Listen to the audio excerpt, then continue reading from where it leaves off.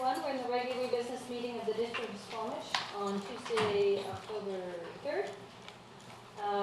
And happens following Peace Squamish, Owayamel, which means welcome to the traditional territory of the Squamish Nation. There's an agenda in front of, an amended agenda in front of council. The amendment,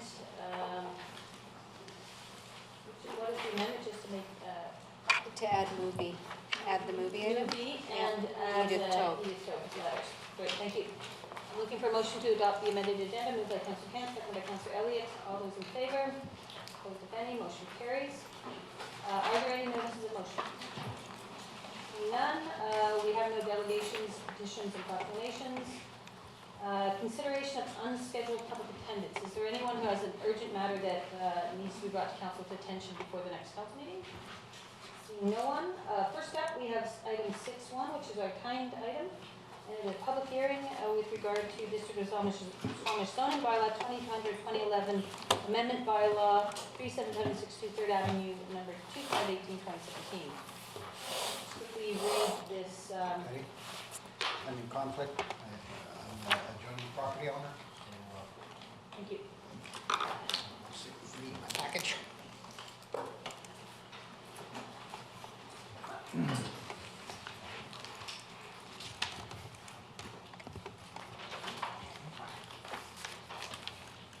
This public hearing is convened pursuant to Part 14, Division 3 of the Local Government Act to allow the public to make representations to council respecting matters contained in the proposed District of Squamish zoning bylaw number 2200-2011 amendment bylaw 37762 3rd Avenue, number 2518-2017. Everyone present shall be given a reasonable opportunity to be heard or to present written submissions respecting matters contained in the proposed bylaw. No one will be discouraged or prevented from making their views known. However, it is important that remarks be restricted to the matters contained in the proposed bylaw. Members of council may ask questions following presentations.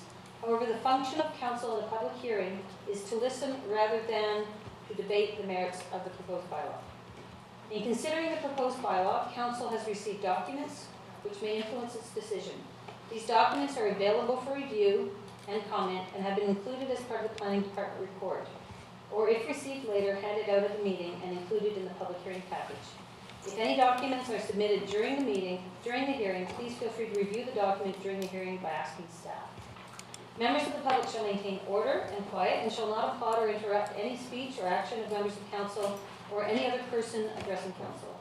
I'll call on the planning department to introduce the bylaws. Good evening, Mayor and Council. My name is Carrie Hamilton, planner here at the District of Squamish. Presenting to you today a rezoning amendment bylaw 2518-2017 for property located at 37762 3rd Avenue for the purpose of public hearing. The property is within development permit area downtown south and currently zoned light industrial I1. It is currently occupied by one single-family home. Directly to the south is a commercial light industrial building, while the parcel to the north is a mini storage facility. To the west, across 3rd Avenue, is a vacant lot zoned general industrial I3. A rezoning for this property was first brought to council on November 15, 2016 to rezone to C10 to accommodate 11 townhouse units with commercial flex space at grade. The rezoning received first and second reading, but was defeated at third reading on December 6, 2016. A primary concern was that the townhouse use proposed was not in keeping with the existing character and vision for the downtown south community. In February 2017, staff began to review a new rezoning application for this property. The rezoning application proposed artisan space industrial bays in keeping with the recommendations of the draft downtown neighborhood plan. Given the unsupportive comments received at the original rezoning and that C10 does not allow for the light industrial uses, staff underwent the process to develop a new MUD 2 zone that was both relevant for this property, but also relevant to the existing creative and eclectic character of the other properties within downtown south that may choose to consider rezoning in the future. For the purpose of this rezoning, this I1 site is proposing to be the first property to rezone to the new MUD 2 zone. The rezoning would permit a proposed mixed-use development incorporating 17 residential apartment uses in yellow and 455 meters squared of artisan space in blue. The commercial space in blue is 30% of the total building GFA and offers ground floor ceiling heights exceeding 5 meters for a mix of office mezzanine and light industrial bays to accommodate both artisan and light industrial uses. 20% of the residential gross floor area will be dedicated rental as per MUD 2 residential density bonus. Should the rezoning be successful and the project proceed, the form and character of the proposed development will be subject to Development Permit Area 3, Downtown South, and will be reviewed by the Advisory Design Panel and by Council at a future date. The preliminary design shows vehicle access to the site will be from the laneway, while on-street loading bay space will be provided along 3rd Avenue as per the MUD 2 loading bay regulations.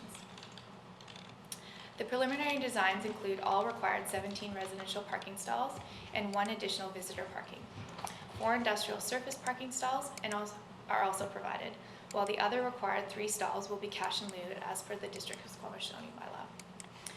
The land development agreement agreed to prior to this rezoning adoption will include paving the laneway from the subject property to the intersection of Vancouver Street and a registration of a public access right-of-way along the full section of the north property line. You can kind of see that in blue, sorry, right up there. No parking variances are proposed for this project at this time. Should the rezoning be successful and the project proceed, the final parking amounts and site plan layout will be reviewed again as part of the development permit review, both at the Advisory Design Panel and by Council at a future date.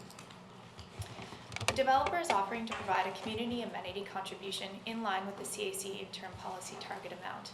The proposed development would generate an amount of $69,030 based on 11,505 square feet of residential space.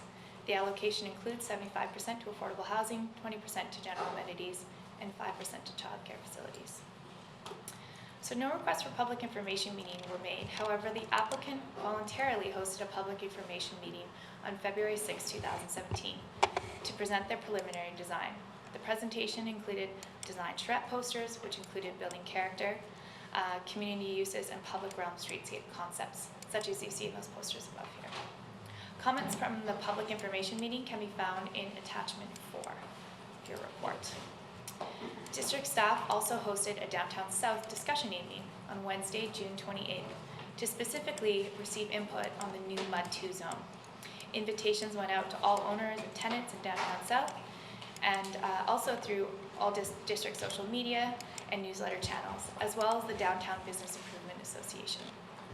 About 50 members of the community attended to provide input, which involved discussion around permitted uses, zone density, density bonus, and open space.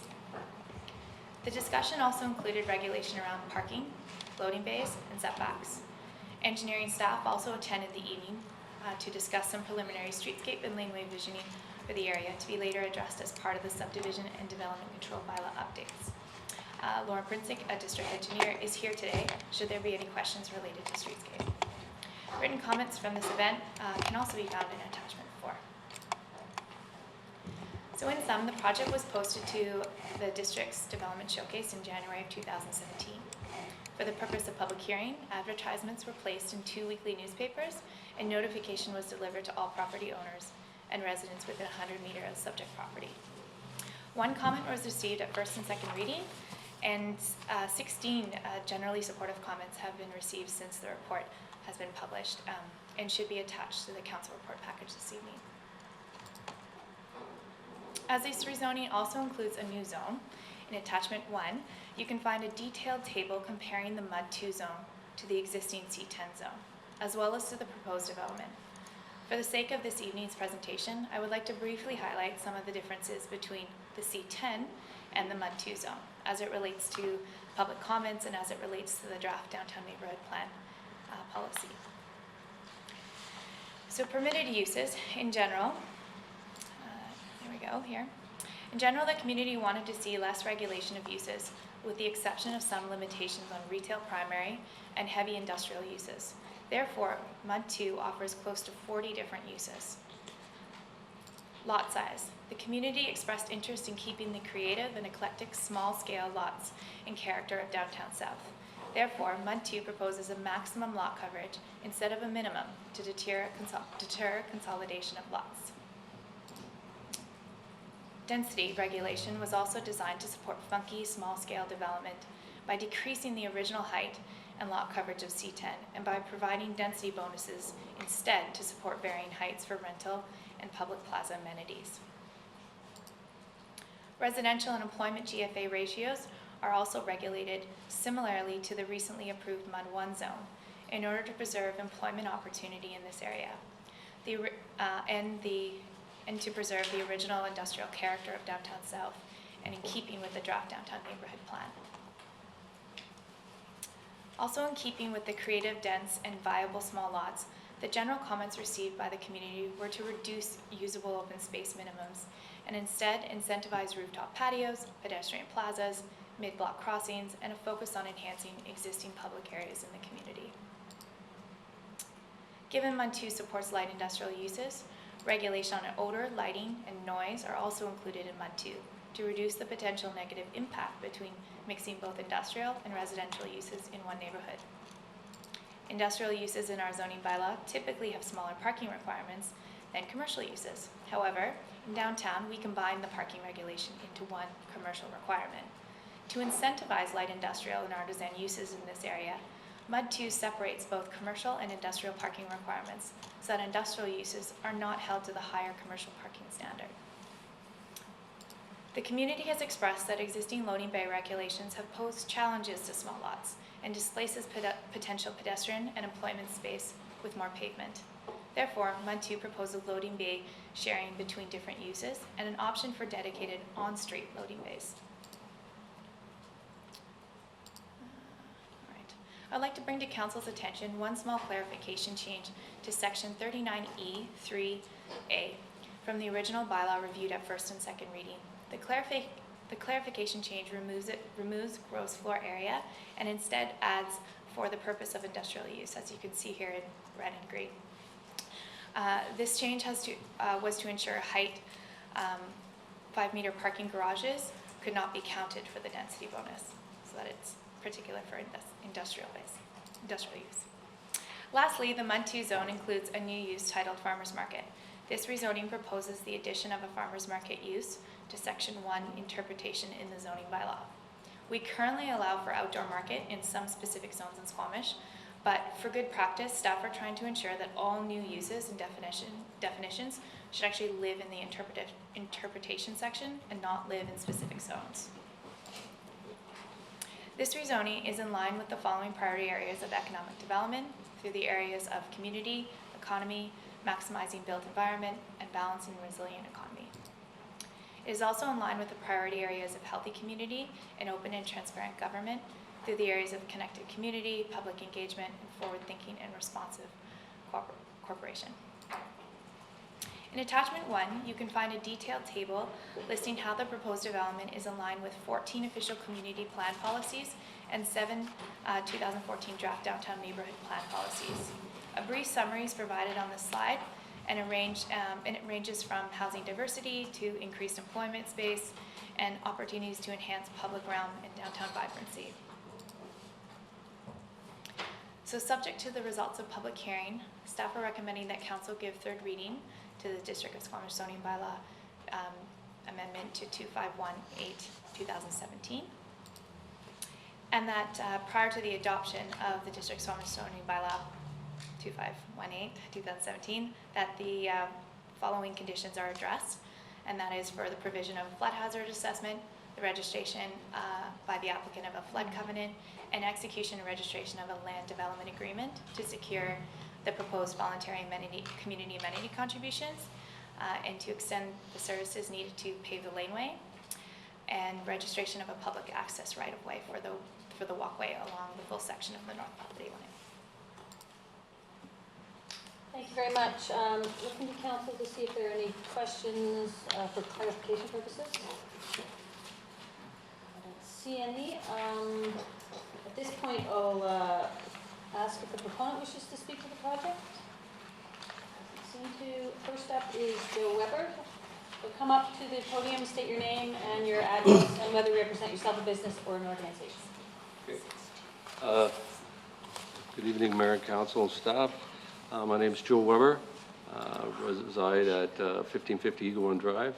I'm here representing business, Squamish Terminals, which resides at 37500 3rd Avenue.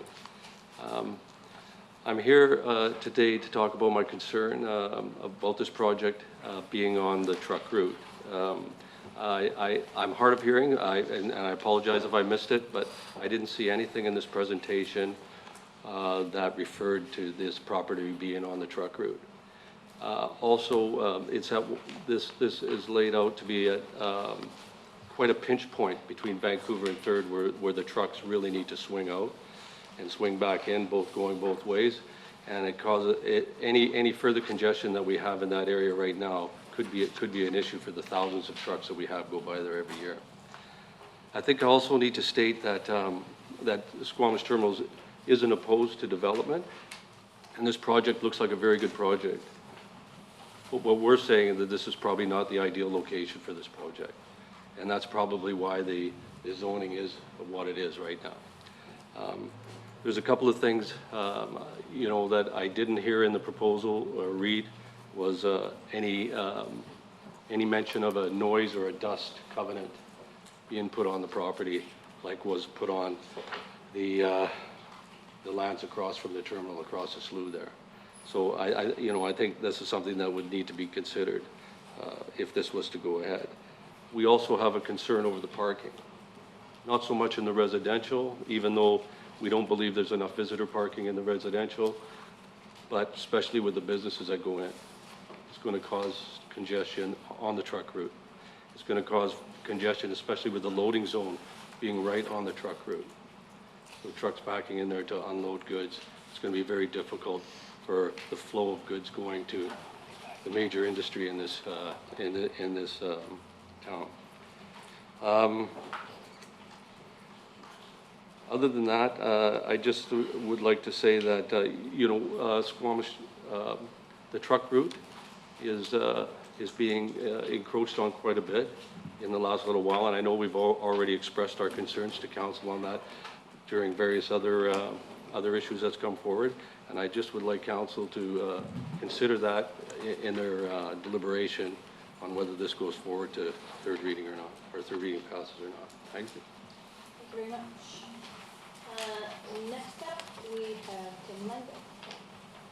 You okay? Brad Major. Brad?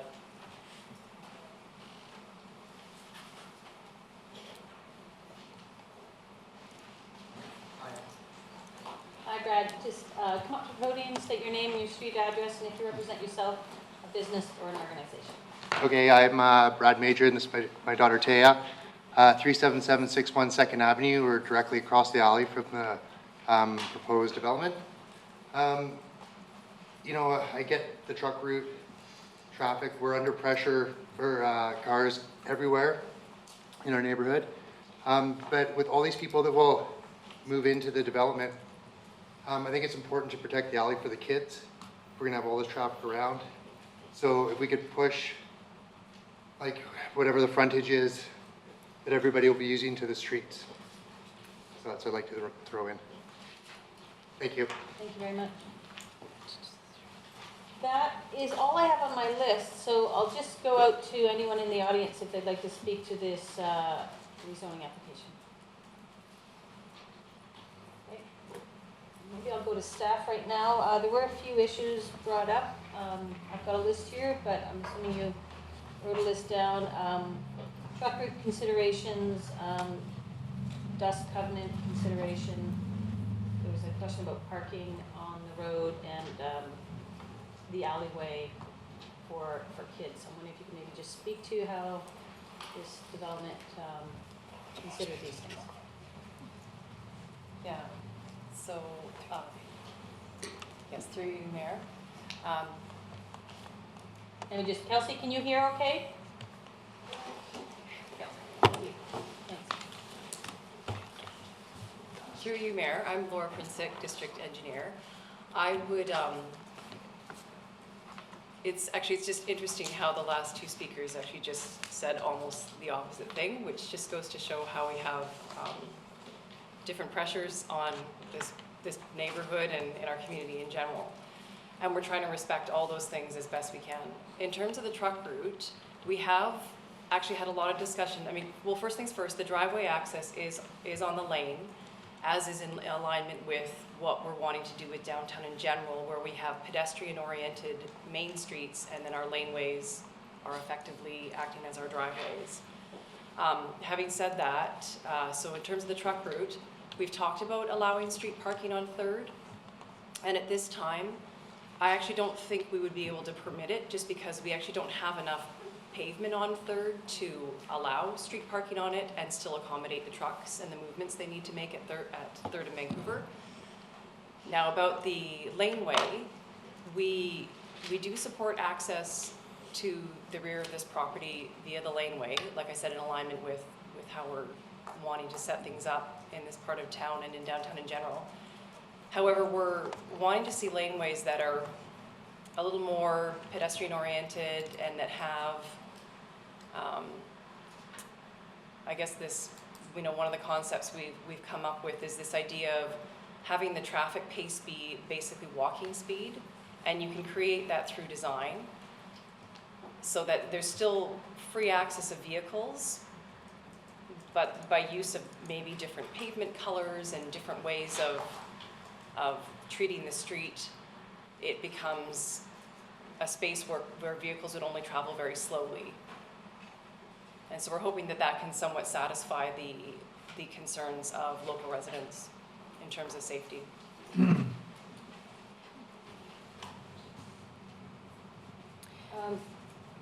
you want to add to that, or should I go to council? Through you, Mayor, I'll just add the component about the noise. So within the bylaw, we do have a section that makes reference to no noise and odor. And we have a section that does that for the residences and protects them by having certain building standards that help protect them from certain noises of the industrial uses.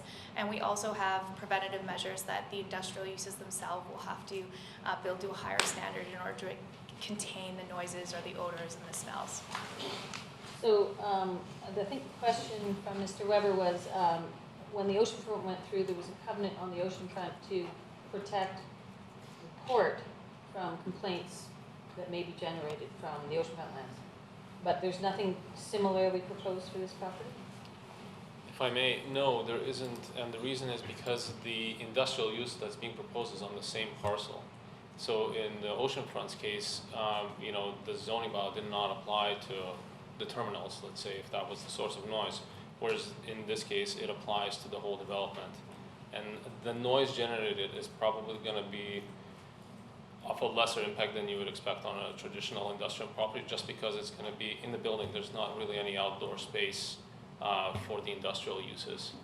So it's all going to be contained within the building. Go ahead, Councilor Schott. Thank you. I hadn't really thought about, my first thought was that having the parking on the front and the access in the front would be a problem for visualizing, for just visually, because, generally I don't like having cars in the front, I like a better streetscape.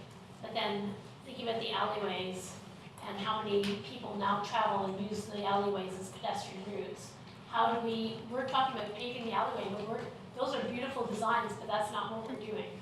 So how are we going to actually ensure that the access is made for slow cars and accessible for pedestrians? Because we're not putting sidewalks back there. We're still having cars and people. There's kids in all our alleyways now because it's our streets are so busy, and the access is all on our streets for cars. Why wouldn't we just leave the access in the front for the cars? Make it cars and trucks in the front and pedestrians and safe space for kids in the front and the back, like it is now. I think there was a couple of questions in there. Through you, Mayor, I think the intention here is to provide safe places for vehicles and for pedestrians on both 3rd Avenue and the laneway. And I know that these images are not completely reflective of what our laneways are, but what we are trying to ensure, to visually show, and if you look at the top photo up here, and I'll try to get my cursor, is that we currently have 6 meters in a lane, which allows for the passage of 2 vehicles side by side. What the intention here is that we want to keep that space, but we want to articulate it and design it differently so that maybe it's a different treatment, a surface treatment, or a different color, and it actually gives the visualization that pedestrians can also share that street. So that it can be used as a pedestrian pathway on the side and a car can pass around, but it can also be used to allow for 2 vehicles to pass it. We hope that this design speaks to what the community has expressed in terms of making sure that this area still is a safe place to walk and it's a shared space. The other thing to mention is that these laneways actually have a dead end at the end on Westminster here. So we don't see that these are going to be high traffic or high speed, or people won't be going through them at high speeds, and that this would be kind of still a neighborhood feel. You wouldn't have people who weren't using these buildings specifically traveling on these laneways. So do we actually have a design for the laneway there? And is that treatment are we recommending a design with different colored pavement? And is that actually going to happen, or is it just getting asphalt?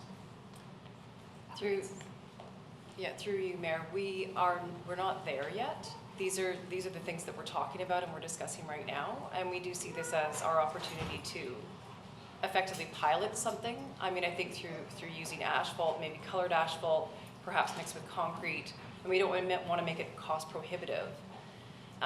Even landscaping to some degree, like in the setbacks, can help to buffer and create that. Speed bumps? I don't think we'll be doing those. There were speed bumps in 2 There of were your speed photos. bumps in all the photos. Fair enough.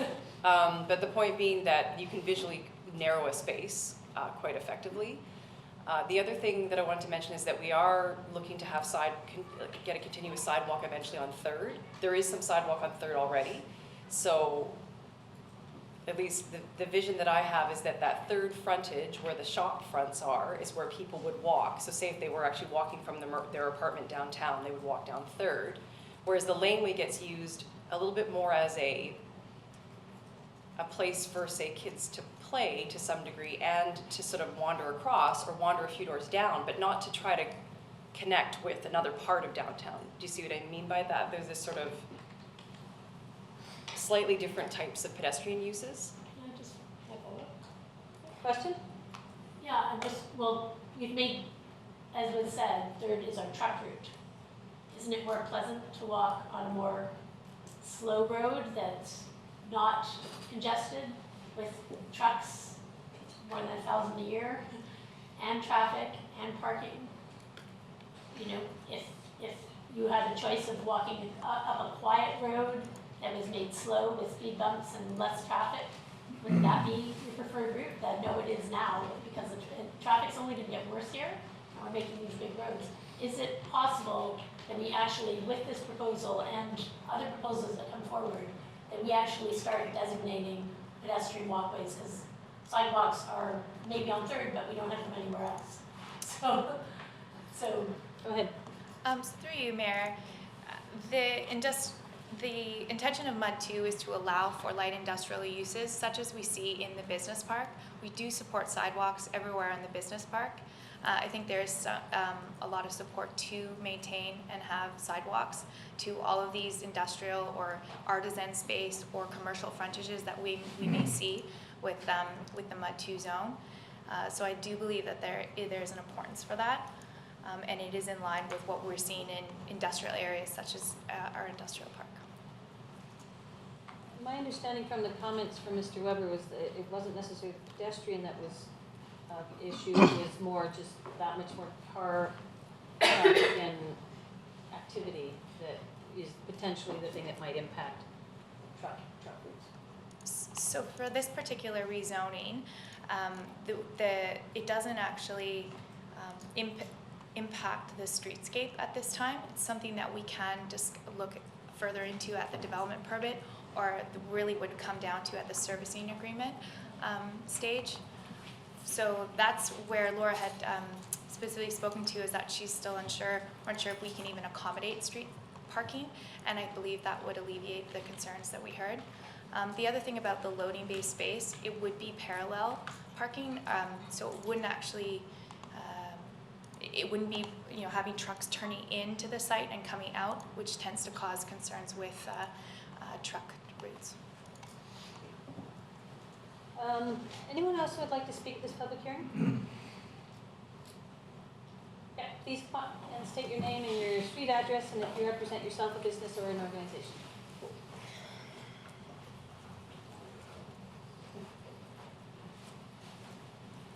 I'm Jay Clark, and I have the building at 37738 3rd Avenue.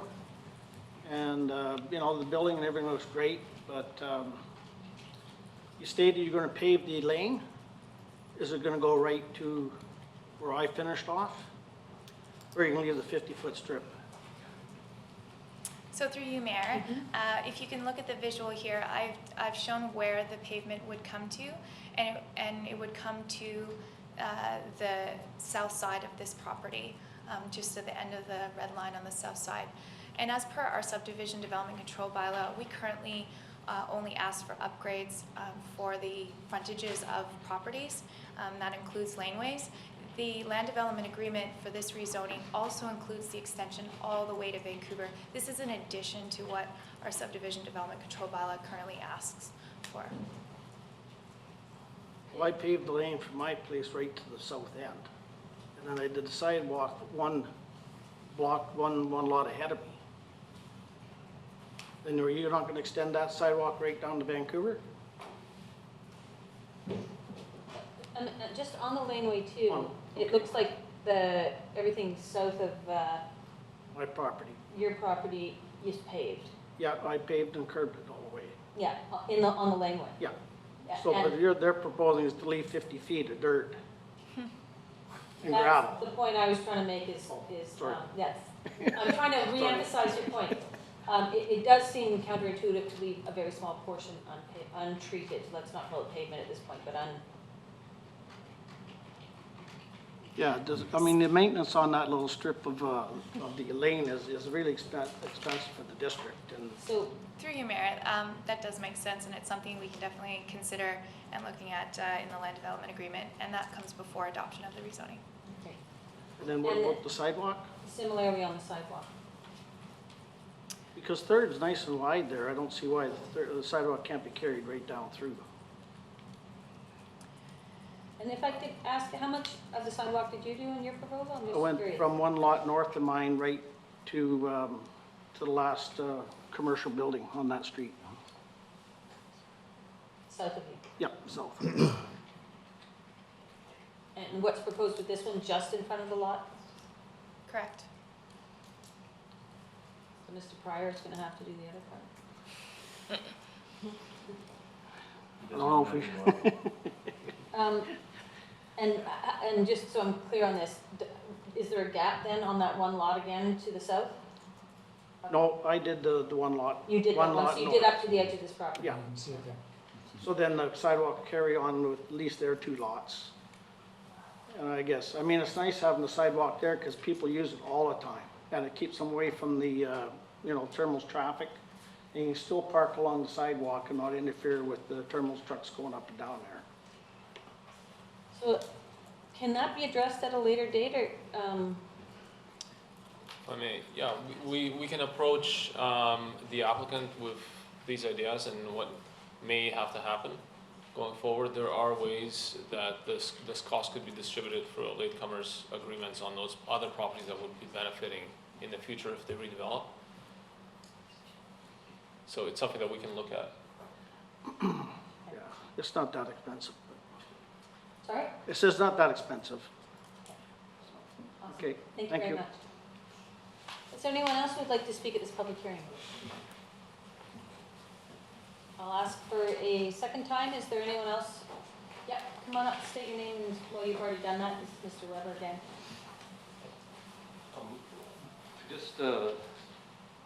Just Joe Weber, I'm here representing Squamish Terminals.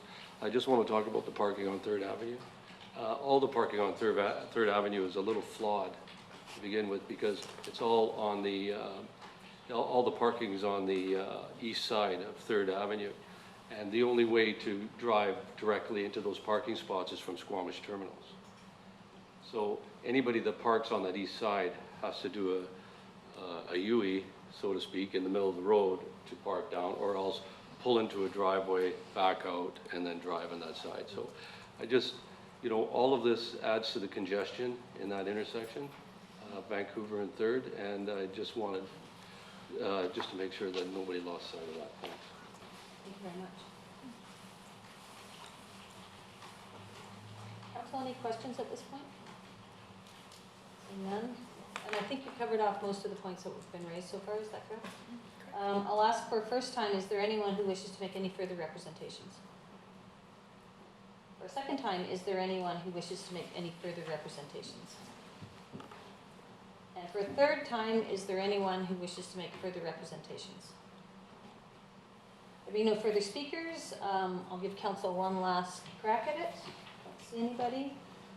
Before closing the public hearing, I've already done that. I just want to note that once the public hearing is closed, council can't receive any further submissions or hear either a proponent or opponent to the application. The third reading can be considered at the end of this or during this meeting if council so wishes, or can be contemplated at the next regular council meeting. With that, I will declare the public hearing closed. Thank you, everybody, for coming and sharing your comments and your views. Moving on in the agenda.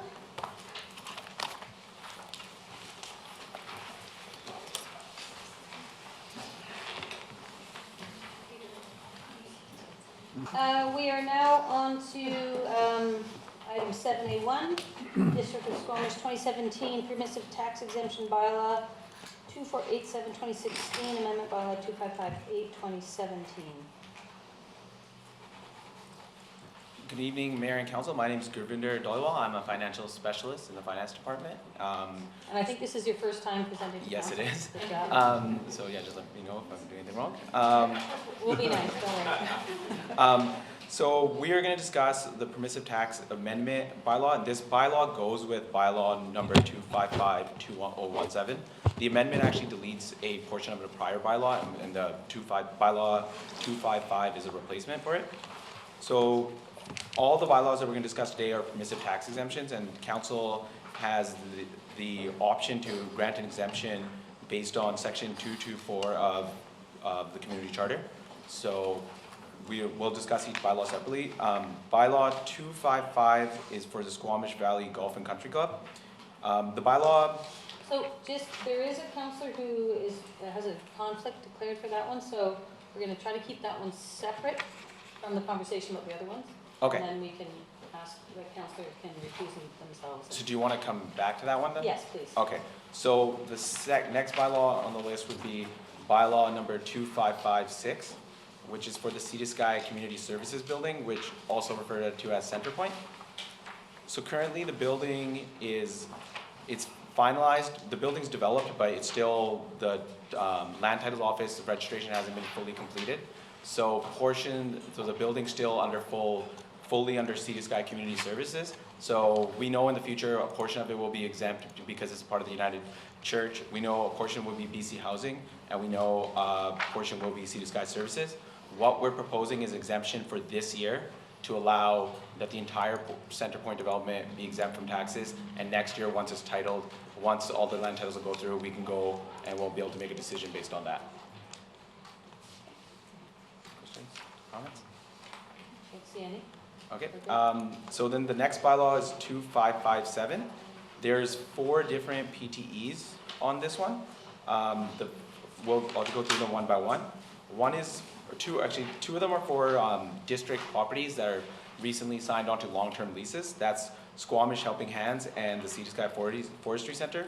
Since they've signed the long-term leases, they've become municipal occupiers and they're eligible for taxation. This, we want to grant them a PTE to prevent the fact that they have to pay taxes. The next one is the Alano Club. They're already receiving a PTE for one of their properties. Their property at 37978 3rd Avenue is actually 2 separate parcels. So they receive a PTE for one parcel, but they haven't applied for the other parcel. So this year we're trying to get that back on track so they have exemption for both parcels. And the final one is the Sea to Sky Nordics, also formerly known as the Callahan Winter Sports Club. They are a multi-sport Nordic club. They provide year-round program for families, and they're applying for PTE, and they meet the criteria based on our permissive tax policy. And all four of those are proposed for 2 years, so it'll bring them in line with our other PTs, which are for a longer period, but we'll have to go through this process less in the future. Okay, thank you. Councillor, are there any questions about those particular bylaws? I don't see any. Would anyone like to move the bylaw number 2487-2016, amendment bylaw 2558, 2017 be given first 3 readings? Moved by Councillor Elliott, seconded by Councillor Chappell. I don't see any hands. I'll call the question. All those in favor? Opposed, if any? Motion carries. We're going to go down to number 3, permissive tax exemption bylaw for Sea to Sky Community Services, number 2556. Moved by Councillor Pryor, seconded by Councillor Elliott. All those in favor? Opposed, if any? Motion carries. And the next one is the permissive tax exemption bylaw number 2557, which has a couple of them in there, including the Olano Club. Looking for a mover. Moved by Councillor Chappell, seconded by Councillor Kent. All those in favor? Opposed? Motion carries. Councillor Race. Thank you, and I'm declaring a conflict with respect to the Squamish Valley Golf and Country Club. I'm a member of the Squash Club, and that's the same tax-paying entity.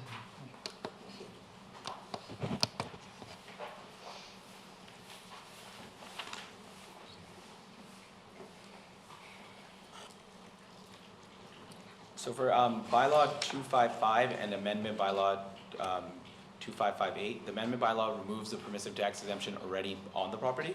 And then bylaw 255 is bringing the taxes owed into, to meet the council resolution that was recently passed. We will have some difficulties with meeting the $45,000 range just because assessments aren't set and neither are our mill rates. So we've done our best based on this year's values to make that estimate. So that's why the bylaw is only proposed for 1 year, because we'll have to go and change that estimate amount each year.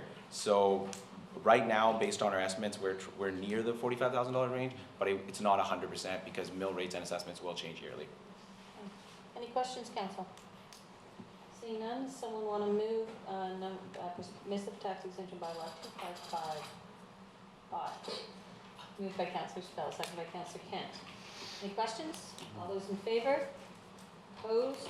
Motion carries. Thank you very much. Thank you. Sarah, can you get Councillor Race's text?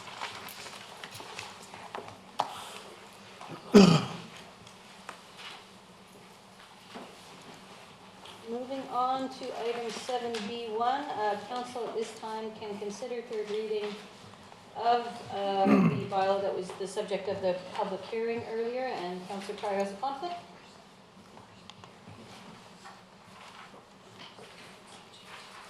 Don't go far. So at this time, council want to consider this bylaw tonight? Want to move the bylaw? Moved by Councillor Chappell, seconded by Councillor Reese. Councillor Chappell? Mayor, notice there's a typo in the actual motion. It should be 37762 in both of the Oh, yes. clauses, so just to make sure that that's, 37762 in both clauses Yeah. is what is moved. Councillor Chappell, which Well, that changes everything. Yeah. It was 26. Councillor Chappell, which is. Yes, thank you. I really appreciate staff's attention to the rezoning of this property and mud zones. Both of our mud zones really allow for creative and innovative employment district plans. I am concerned about the treatment of the alleyways, and I'm looking to staff for innovative ways to slow down traffic out there so they can still be maintained as public spaces. But in general, I'm appreciative of this innovative, the redesign from townhouses to this use. Great, thank you. Councillor Reese. Thank you.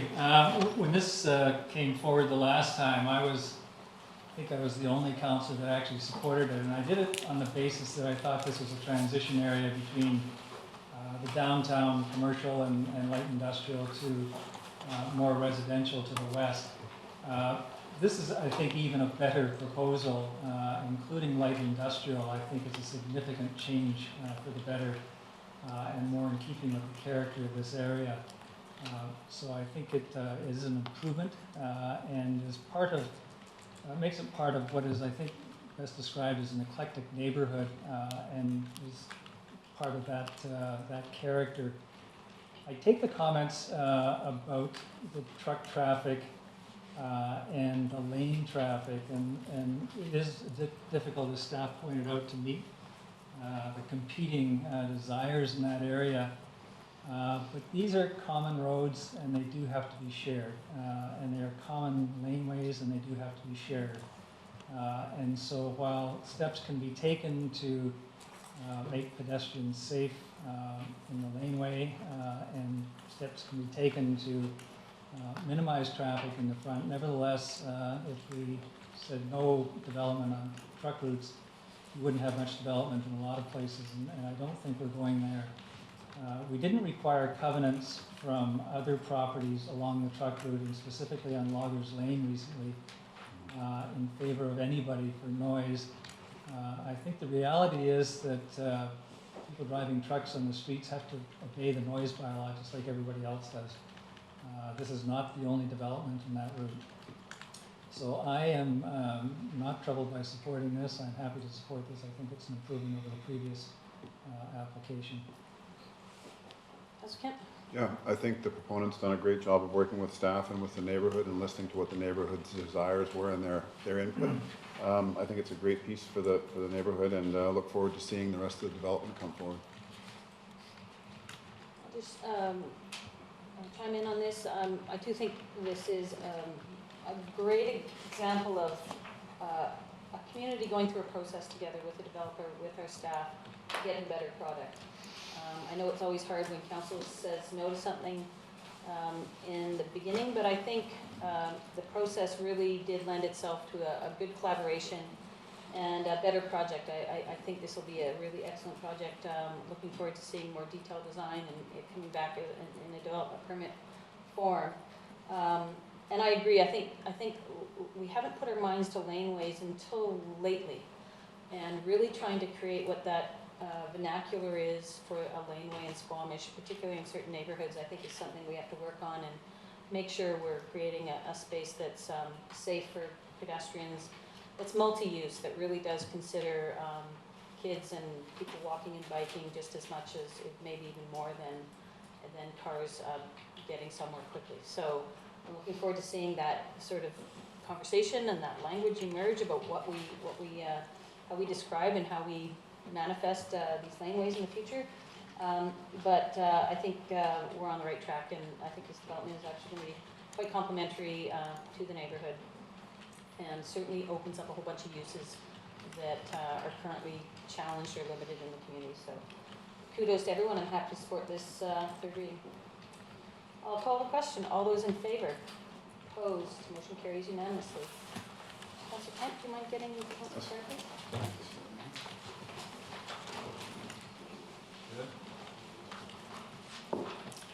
Next up, we have staff reports. Avon, collaboration with Movie Innovations. Welcome. I will pass it over to Kate Logan to frame what the proposal is in front of us. Absolutely. Good evening, Mayor and Council.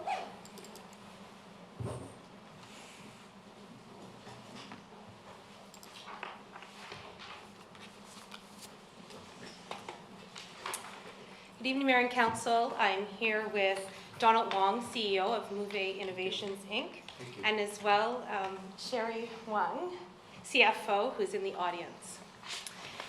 We're here today to ask that Council authorize the District of Squamish enter into a memorandum of understanding substantially in the form attached to the report of the Economic Development Officer dated October 3rd, and the Mayor and Corporate Officer be authorized to execute the memorandum. To give you a little bit of background on what Move is all about, Move is a Vancouver-based clean tech company. Their goal is to develop smart city transport solutions. And right now, they're validating their sensor and remote technology that's going to enable connectedness between smart vehicles and smart city infrastructure. Currently, they're in field trial at the University of British Columbia, and they're under the Transport Canada Aurora testbed. That launched in 2014. It's a 3-year project, and it involves both U of A, so University of Alberta, and UBC. They're actually entering into phase 2, which will be commencing in 2018. The goal for Move Innovation Inc. eventually is to commercialize and offer technology globally. The intent of the MOU between Squamish, District of Squamish, and Move Innovations Inc. is to test Move's sensor and remote technology in the District of Squamish. It's also to provide the district with data resulting from the testing for planning purposes. In addition, Move and District of Squamish will be exploring the feasibility of a permanent location for Move's primary research and development and manufacturing facilities. So why Squamish? Move identified Squamish as the ideal location for testing of its sensor remote technology. Squamish's proximity to the Lower Mainland, potential clean tech campus, and general focus on technology-based sector growth, existing infrastructure aligns very well to Move's long-term objectives. In terms of the actual validation testing that Move is proposing with the district, Move would install sensor and remote technology to different district infrastructure, specifically lampposts in the downtown, at their own costs. District will supply supporting infrastructure and hydro at no cost, but in exchange for data. All testing equipment installed on district infrastructure would be the responsibility of Move, and there would be no assets transferred to the district as a result of this MOU. Move will bear all costs associated with installation and removal of any testing equipment. The district will supply the supporting infrastructure and hydro, and the equipment installed on district infrastructure will be the responsibility of Move. For validation testing, autonomous vehicles will not be used. Vehicles must comply to BC regulations, and the collection of data has to be limited to non-personal, meaning that there'll be no facial recognition, no license plate data, the vehicle make and model will not be collected. Limited district staff time. Will be or will not be? Will not be. Okay, it says will be. Oh, it says no facial recognition, license plate. license plate. Vehicle make model will be collected. Thank It was just my wording, my poor wording. Limited district staff time to support sensor location and MOU oversight will be provided. In addition, Move has offered a picture of what the sensor technology could look like, but this will be dependent on assessment of the Squamish lamppost wiring and roadside panels. They may need to append the box with some supportive elements, but this is to give you a general idea of what the technology would look like during the testing phase. In terms of data exchange, data that would be potentially provided by Move would include traffic patterns, routing data, and frequency data. And in terms of potential data use by the district, that would include infrastructure planning, roadway, active transportation planning, and funding applications. In terms of the feasibility assessment, Move will consider a permanent innovation presence in Squamish, including a smart vehicle, smart city transport data center. Staff support will include planning considerations and general business services offered by economic development. Finally, the MOU does not provide exclusivity. It does not preclude any other component the ability to work with the district or to use infrastructure for similar research. Thank you. And Donald is available for more detailed technical questions. Excellent. Councillor Kent. Question, how does it gather the data? The sensors, are they optical, or the radio? In what way does it gather this data? So through you, the mayor, Donald will respond to the question. Thank you. Mayor, council, and staff, thank you for the opportunity. Our sensor system will include two major elements. One is wireless, the other one is visual, meaning camera. But the camera is put onto the sensor, the notes that you just saw, and it's pointing down and is deliberately trying not to collect any facial information and so on. So all these sensor collection will be wireless and visual. The wireless part of it will be connecting to connected vehicles, and then you just communicating along that way. Thank you. Any other questions, Councillor Powell? It's pretty amazing. And I find that when I saw the facial information up there, it really is something else again when you think that we're getting to a point where the computers are going to be able to pick us out of the crowd. But with the, I've heard lots about the driverless cars coming, and so this is for the driverless car? Eventually it will be. For now it won't, because Canada do not have any certification program going on that will allow us to have experimental car running in the street this way. But we will be talking to the oceanfront development to see whether that can be used as part of this exercise. So the cars that you'll use has a driver? Yes. You talked about robots in the cars. I guess that's just... Sensors. No robot robots, sensor, yeah. and sensor will be in the car as well. Yeah. And so, in your opinion, when will the driverless car take the road? Actually, there are some announcements already happening. Yeah. And from GM, from Renault, and so on. So, end of this year onward, all the major car automakers will be announcing their own availability. Now, right now is city councils of everywhere, and Windsor and states as well. Those are the ones that may be impacting the rollout of autonomous vehicle. Yeah. Because that's how we're going to eliminate our parking problem. It can be. Yeah. Because, for example, if I have a autonomous vehicle running to my location that I want, I step out and the car just go away somewhere, and then when I'm done, then I call it back. Yeah. Nice, nice. Councillor Welcome. So just to get a sense of scale, those sensors are sticking out from the lamppost, is that right? It can be just on the lamppost, because I have not literally looked at each lamppost here. Apparently, in every, even in Vancouver or something, there are many, many different kind of lampposts. We have to figure out which is the best way to implement it in a cost-effective manner, and also in terms of speed, and not to interfere with everyday life, to make sure it happens. So it can be just next to the lamppost, tie onto it, rather than sticking out on the lamppost. So just approximately how big? About that kind of size. And then it talks about identifying 4 continuous blocks. So are we testing this just in one area of the district? So if I may, through you, Mayor, right now we are looking for 4 continuous blocks. Mouvet identified that downtown may be a good place for testing. However, that needs to go through staff engineering to determine the feasibility of that. And engineering will work to help determine where the best location are for the sensors.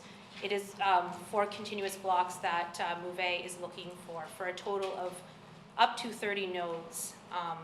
In terms of power, they will consume, each one will consume less than 30 watts of power when in operation. And Mouvet will be making every effort to minimize operation only for testing. Councillor Chappelle? Thanks. So the question you're asking is about congestion or movement of cars, or just being able to check that your car, that the sensor in the car is actually able to be picked up by the sensors? What's the exact question? Right, the connected vehicle actually has carried back about 20 years of standardization before already. Just that this year, or 2018 is the first year, U.S. government mandated new vehicle to have the connectedness ready inside a car, brand new car. And so the testing purpose of it partly is to consider all the possible cases like on line of sight, where you're running on one side and like approaching the same intersection and so on, from a different direction and from a different corner. That is part of the collision concern and safety concern. And also about infrastructure, telling a car to slow down, to move together, that kind of thing. When you are stopped and then go again, always it will create congestion. If everybody slow at the same pace and move ahead, it will reduce the congestion problem a lot. And can I ask one more question? Have you had any, have you tested these in other sites? And have you had any public feedback about using Wi-Fi? That's all I can think about hearing from them. That's the only question I can think. It's not my concern, but I know that we've had that concern in our public as well. Yeah, There may be an answer for staff in there in terms of our Wi-Fi capabilities to support this. Not Wi-Fi capabilities, just having. Oh, just having antennas, Wi-Fi. Just having Wi-Fi. the box itself will carry its own wireless communication means. I was in city of Austin last year during their Smart City Challenge campaign. And the consideration at the time actually is that the city preferred to have Wi-Fi hotspot together with the communication box, particularly because of their historic problem. The east side of the city is low income and black neighborhood. The west side is quite affluent, and they want to equalize that concern as a historic problem. So they want to have Wi-Fi in every single node so that you don't need to pay for a data plan and for mobility, for public transit and everything to go on with that thing. I think it's a pretty good idea actually. Is it possible? It is possible, yes. There's 16 Wi-Fi potential connections in this room right now, just so you know. Councilor Kent. So within those 4 contiguous blocks that you would configure, she said 30 nodes, so that means 30 different sensors within the 4-block radius? Yes, I counted in Vancouver side, a block is roughly about 6 lampposts, 3 on each side. So I suppose in here is roughly the same. So 4 blocks is about 24, so I put 30 there, just in case there is some spot that you really need more. But in my testing, I would like to find out what is the minimum rather than the maximum. So if I can only put one sensor in each intersection, that will be better cost control for me actually. So it depends on the effective distance and how to remove any kind of problem or interference in between. And so the data from these sensors is gathered within the car itself? Or is it transmitted to a different location and gathered? Both sides. There will be terminal communication between the vehicle and the infrastructure, and vehicle to vehicle, and also from the infrastructure, meaning the roadside nodes to the back end, to the cloud, to the server. So you have a control panel that you can actually observe the traffic pattern as it gathers. And if I may, just to clarify through you, the Mayor, Mouvet would be looking for a location for their server as part of their validation testing phase. Very exciting.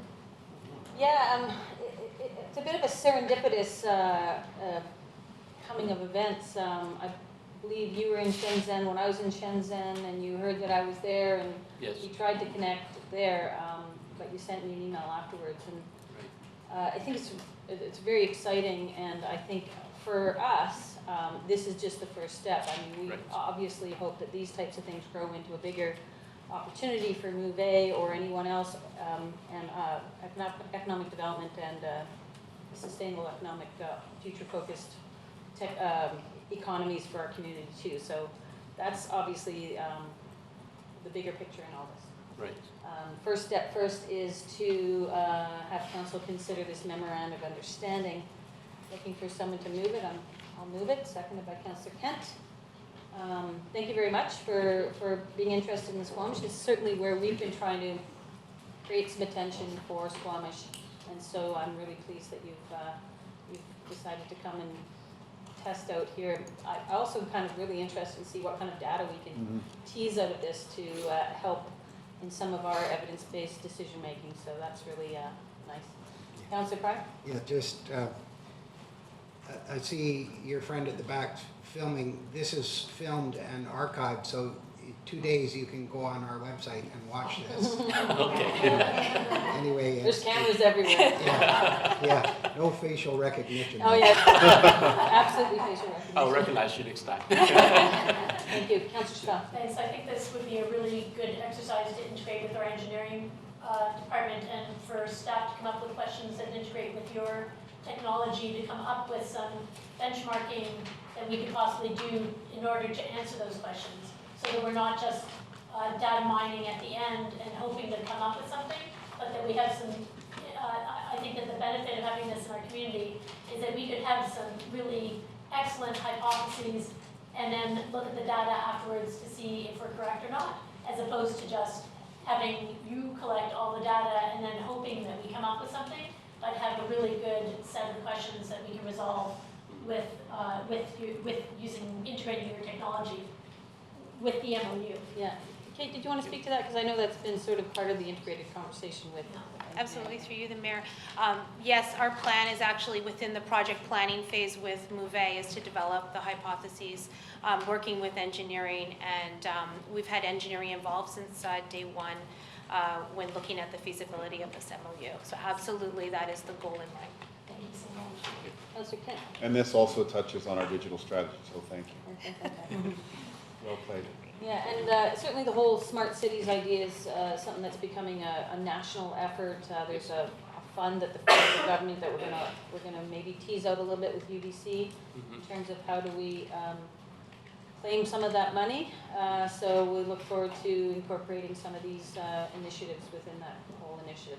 Sure, thank you. That's great. Anyone else want to say a few words? I'll call the question. All those in favor? Opposed? Motion carries unanimously. Thank you very much. Thank you. Thank you. Thank you, ma'am. Very exciting. Moving on, Invest Canada Community Initiatives, 22 funding.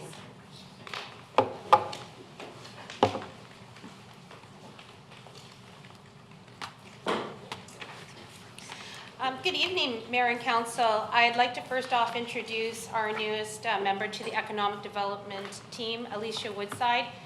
She's been with the district for 3 weeks, and she is our new Economic Development Specialist. Welcome, Alicia.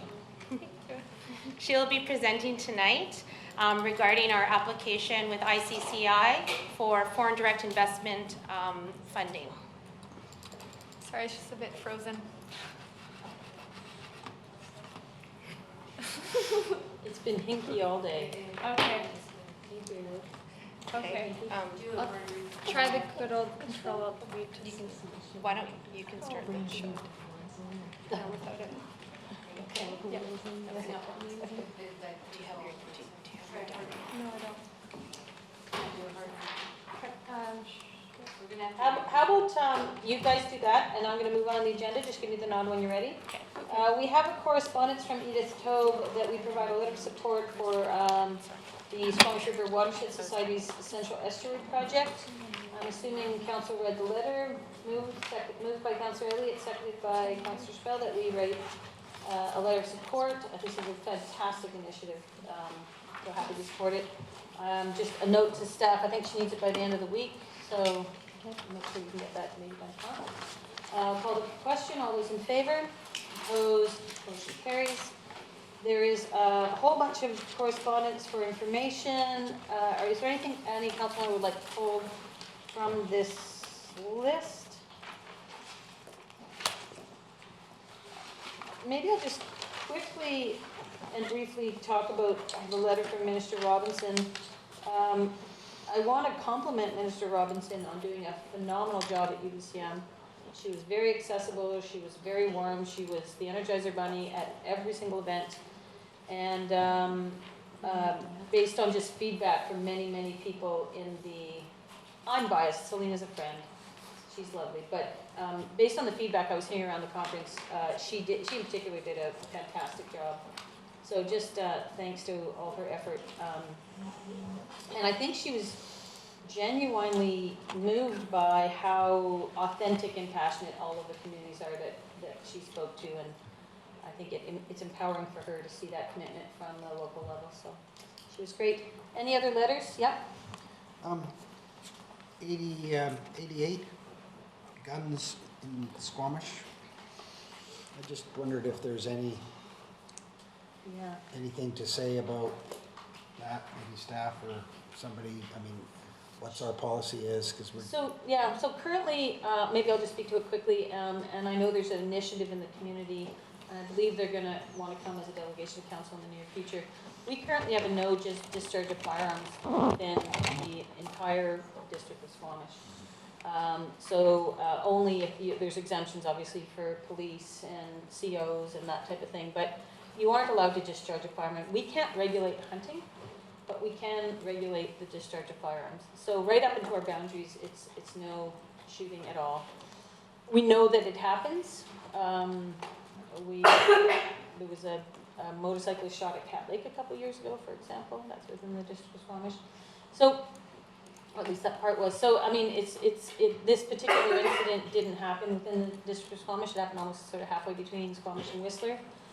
But in a very highly populated hiking area, which is, I think, a big concern to Whistler, to the SLRD, to Squamish. And I don't believe the COs have finalized their investigation, but my understanding is that it isn't within an area that you can be hunting wolves.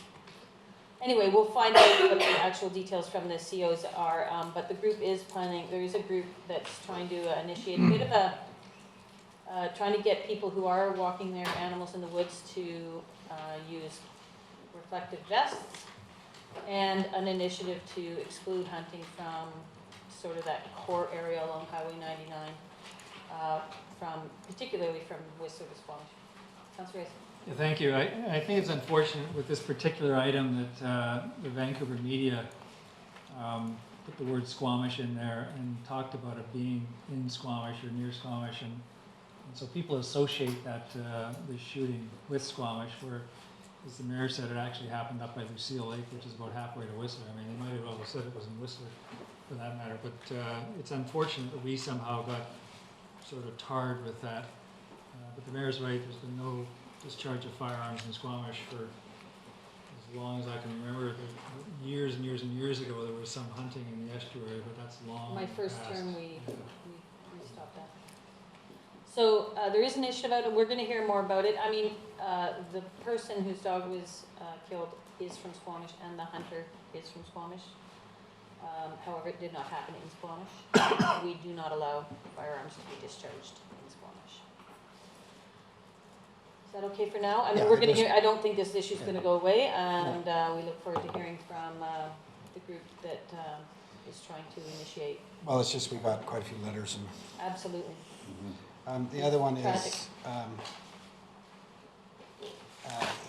8990 from Ms. McBride.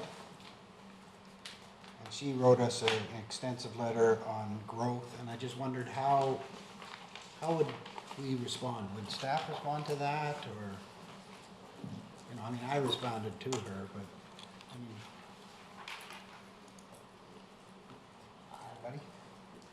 We can direct staff to respond. Certainly, any of us can respond. I could respond. Councillor Reyes? Well, I think one of the ways with something like that is to suggest that she provide input to the OCP discussions. I did that, yeah. Because, and there still is more, as we heard this morning, there still is, or this afternoon, there still is more to go, and to provide input to that if she has concerns about that. Because I think that, from my perspective, that's where we would initially address it. Anybody else? Seeing none, I'll entertain a motion to receive all the letters. Moved by Councillor Kent, second by Councillor Pryor. All those in favor? Opposed, motion carries. We are back on Invest Canada Community Initiative. Thank you. Good evening, Council and Mayor, and thanks for your patience. Today, Economic Development is seeking Council's approval to submit an application for funding of $20,000 Canadian to the Invest Canada Community Initiatives Funding Program, which is specific to foreign direct investment. As part of the application process, applicants require a resolution authorizing the application by their governing body. So a bit of background about this fund. It's a fund to support Canadian communities' efforts to attract, retain, and expand foreign direct investment. And for clarification, for the purpose of this application, Foreign direct investment is defined as an investment made by a company or an individual in another country. It can be in the form of starting a new business or acquiring some level of ownership in a foreign company. This is a key priority for the Canadian government, as not only does FDI bring an influx of capital to another country, it also brings innovation and access to exports. So for this fund in particular, Canadian communities and nonprofits are eligible, and it can be in the amount of $3,000 to $300,000. The fund reimburses 50% of eligible expenses during 2018. So the proposed project where these funds would be of benefit are to enhance the content in our economic development website. This would support our economic development action plan. The goal of the website content refresh is to bring investment to Squamish, whether that's attracting a non-resident to start a business here or helping them decide to acquire equity in a Squamish business that would help them to expand. To do this, we would be looking at updating the content to give prospective investors all the information they need to get excited about opportunities in Squamish, including an updated inventory of tools and insights. The user experience will be optimized to work with the existing website, and if we're successful with the funding, it would allow us to further our budget. The second portion of this fund that we would be applying for would go toward foreign direct investment training for economic development staff. So our recommendation is that the District of Squamish authorize the submission of an application to Invest Canada Community Initiatives component of the Global Market Support Program for the implementation of an economic development website renewal initiative and for FDI training as part of our District Economic Action Plan 2017 to 2019. That's different.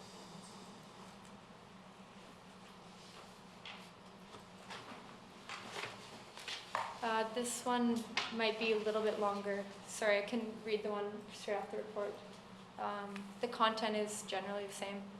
So off of the report directly, the resolution is that the District of Squamish authorize an application to the Invest Canada Community Initiatives Grant, part of the Global Market Support Program, for the implementation of an economic development website renewal initiative, and for foreign direct investment training as part of its District Economic Action Plan, 2017 to 2019. Sorry, it's very And the similar. only piece that's added is that council support this project through its duration. Yes. Any questions for staff? Councillor Chappelle. I'm generally in support of applying for grants for anything, but I am also concerned about the amount of staff time and resources we put into foreign investment as opposed to supporting our local businesses. And we all know that growth of an economy requires local business, and generally it's a candy going out and looking for foreign investment. I don't mind applying for a grant, but to focus our district's economic development attention to looking for outside resources to invest in our community. We have quite a lot of business coming to Squamish that can barely find land. Our local economic development is really stunted here. Our local businesses can't find resources, or they don't have general resources. We don't offer resources to local local economic development for businesses here. So generally, I will support this as far as applying for a grant, but I want to make sure that our staff time and resources are not going to be directed towards foreign investment, and that we localize our investment. If I may, through you, Mayor, respond to that. Absolutely acknowledge that this is focused on investment. 80% of economic development's efforts are definitely focused on growing existing businesses, local businesses. This will actually complement our overall plan to address the website, in particular economic development's portion of the district's website. We are working on a project right now to modernize our existing program services for target audiences. That includes the resources, tools, and business intelligence that's available on the district's website. And that's in an effort also to improve the overall user experience. Part of that project includes an investment, I don't want to say the word portal, but an investment section of the website, and this will help complement the work that's already being done by adding additional funding. Just follow up with Got a that. whole bunch quickly, I've got a Yeah. whole bunch of people. I can tell you my concern is that we barely have the resources to address our business licensing. We still don't have any of the portals for our local businesses up. And I'm wondering why we couldn't focus attention on getting a grant to look at helping get our regular resources just so we can't even apply for our business licenses online. There's a huge lack of resources for local businesses. So I appreciate that we need a foreign investment, that it'd be nice to have a portal, and it'd be great if it was paid for by somebody else, which is why I'm going to support it. But, when I see staff, resources, spending time applying for grants, which all take time and resources, when I still haven't seen anything come forward for our local economic development, I become concerned. And the first thing that I've seen is foreign investment. So I'm raising that as a concern for our local businesses. Councillor Pryor, then Councillor Elliott, and Yeah, Councillor Ray. thanks. I didn't read it that way. I think this is, we're working on our website and updating it, and this is going for some money to help do, I mean, that's kind of what I saw. Engineering takes the cake when it comes to getting grants. And every time a grant comes in, I really appreciate it. And if there's anything economic development could and should do, it's pull in grants, all aspects. So bravo, this is the first one. Keep them coming. Thank you. Councillor Elliott. This is great.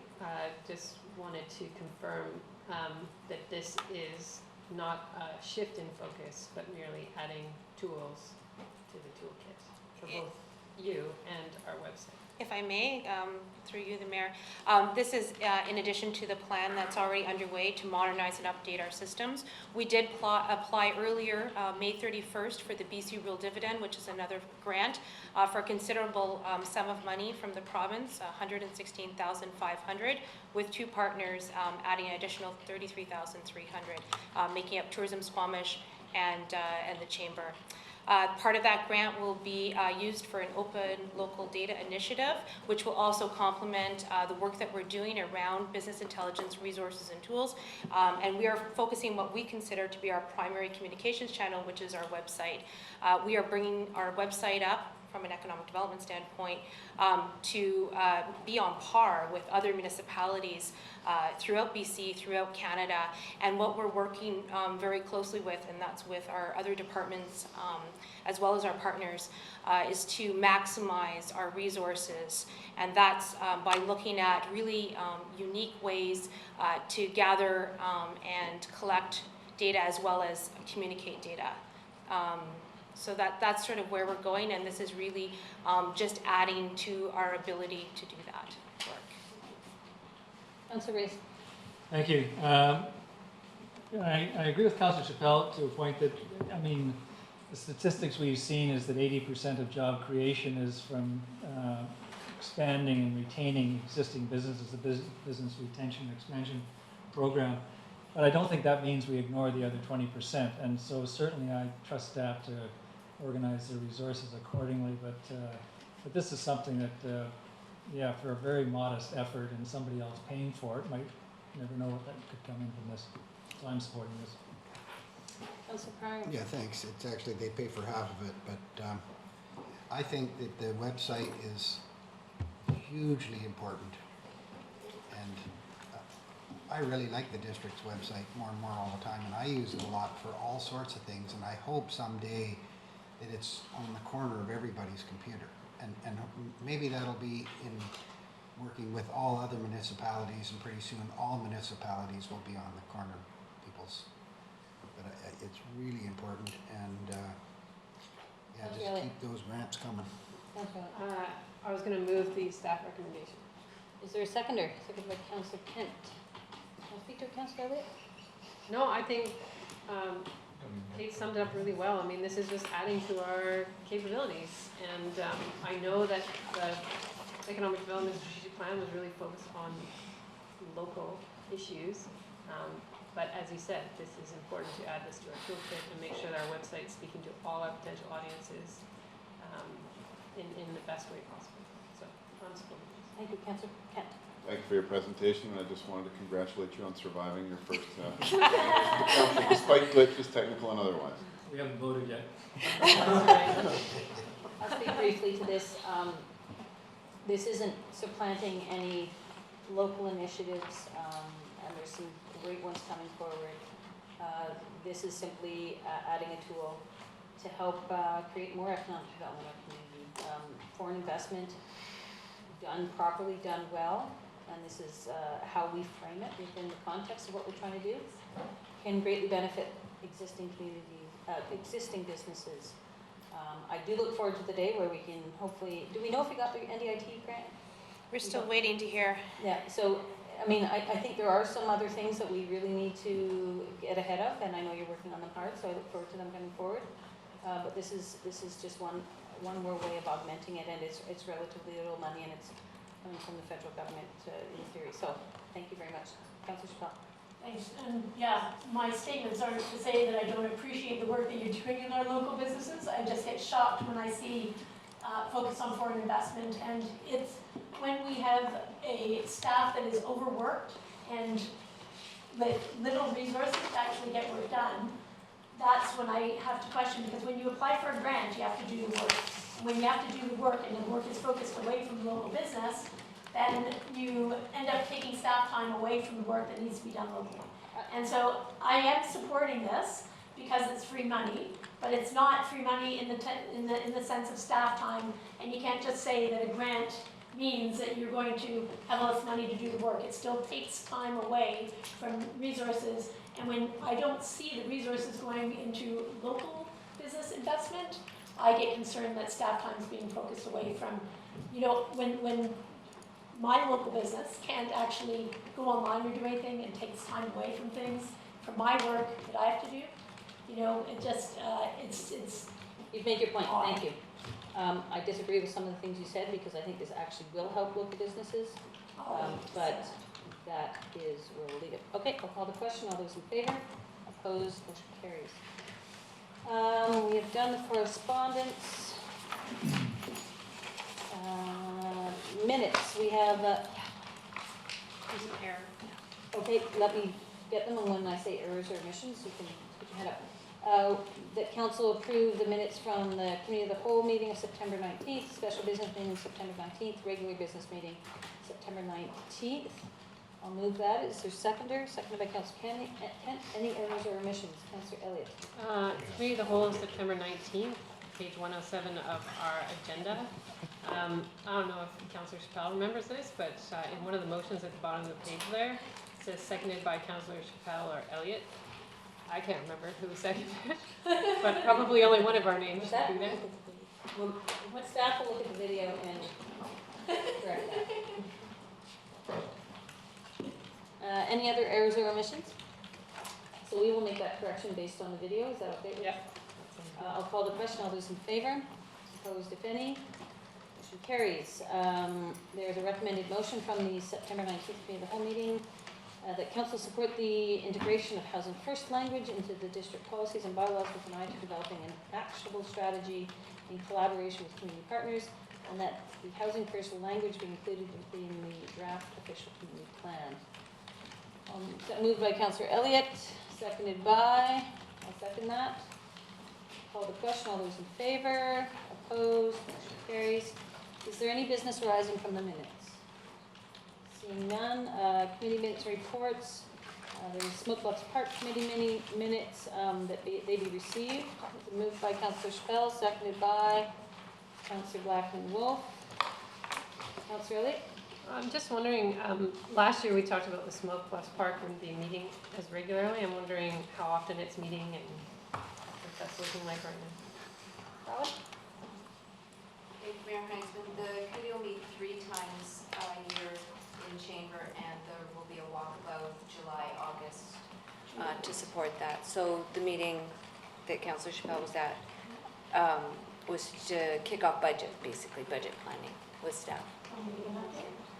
Sure, and you did indicate at the meeting in the spring that you were going to go to one more meeting and then step down. Is that something you're still interested in, or? No, I'm fine to I understand. stay on, unless if somebody else is interested in doing it. It's No, I 5 just, times a you year had now, said that, so, but, yeah, the once a month meetings were, and the controversy was difficult, and now it's all sorted out. The walk around the Snowbluff Park was excellent this year. I attended that. We went through new trails, which was new trails, new climbs. The amount of development in there by the community is absolutely amazing.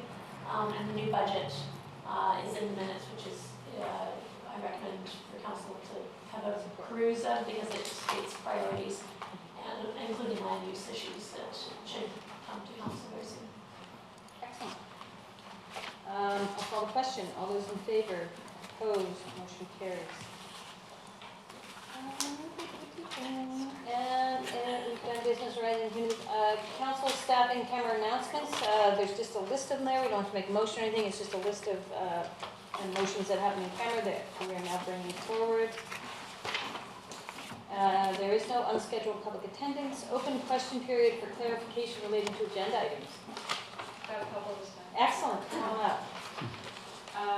One of my first ones was just about those, the business that came out of the closed meeting with the support of Quest New Programming Initiative. Is there any information about what that initiative is? Sorry, just have to point to which one is it? It was Quest University, just a letter of support for a new programming initiative, but I wasn't sure what the new initiative was. It was so long ago, I can't remember. It was January 27th. We can get back to it. Okay, yeah, that's I just, fine. it was, I can't remember it. I just can't remember. It was Yeah. last year. That's okay, I'll, We usually try to bring them out quarterly. Every once in a while, a motion gets lost and we go, oh, we forgot to bring that one out. So that's what that's from. okay, But we can get that information. We'll get Christina to give that, provide that information to you. that sounds good. This might be another answer to throw into that email, but do you have the name of the group that's organizing around stopping hunting in the highway It's- corridor? It's the group that Canine Valley who were there, who were the victims, who owned the dog. So it's that group.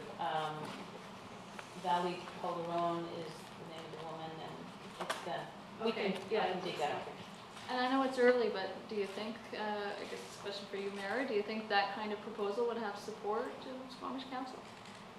Well, we'll discuss it, absolutely. I never like to guess what council thinks, but it will also be discussed, I suspect, at Whistler and at the SLRD, and ultimately it'll be interesting. I know at the SLRD, and Councilor Race can chime in too, there are a number of areas where they've said no shooting, no discharging of firearms, because they are really close to where people live, or where people have their homes, or where people recreate. And it is a problem throughout the SOAB of people just, hunting is a sort of a separate related issue, and people just going up and randomly target practicing out in the middle of nowhere and too close to where people are. So it is an ongoing issue in many areas within the SOAB, Upper Squamish, Down Lake, Raylorn, all that area. So it is pervasive throughout the regional district, and it's something the regional district is grappling with. I don't know if Councillor Race wants to add to that.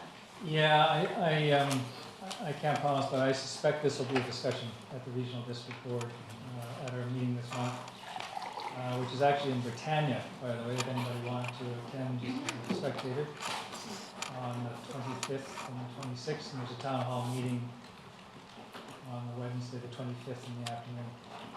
And so from a local government point of view, the SLRD could consider no discharging of firearm zones, but there also could be some advocacy with BC Wildlife Service, I think, is the one that regulates hunting.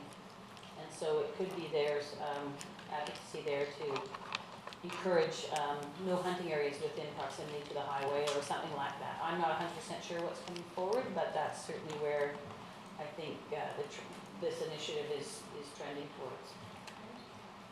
And just on that, I mean, I don't know if you know, but the area around the Seal Lake is most of it is actually private property.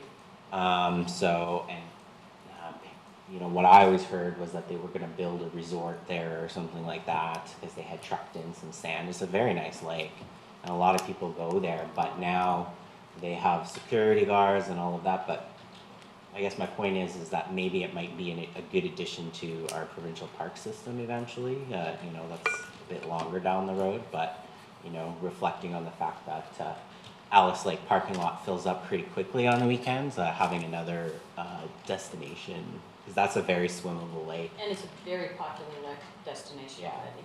Yeah. From one other spot.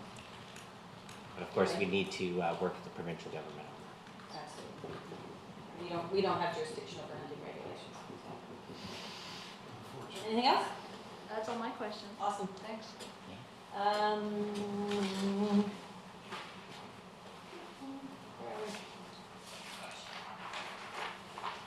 Councilor staff announcements. Well, most of council spent an exhaustive week at UBCM last week.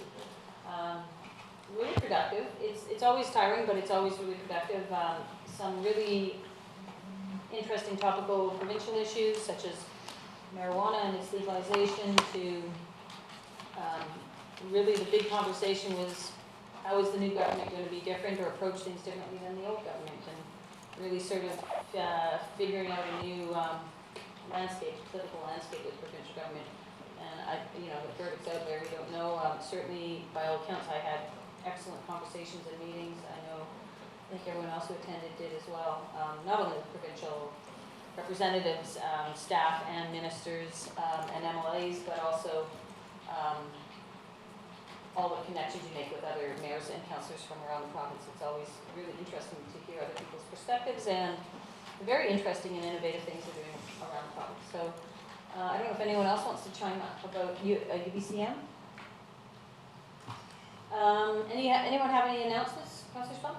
Yeah, I attended the BC Law Enforcement Memorial Service in Victoria.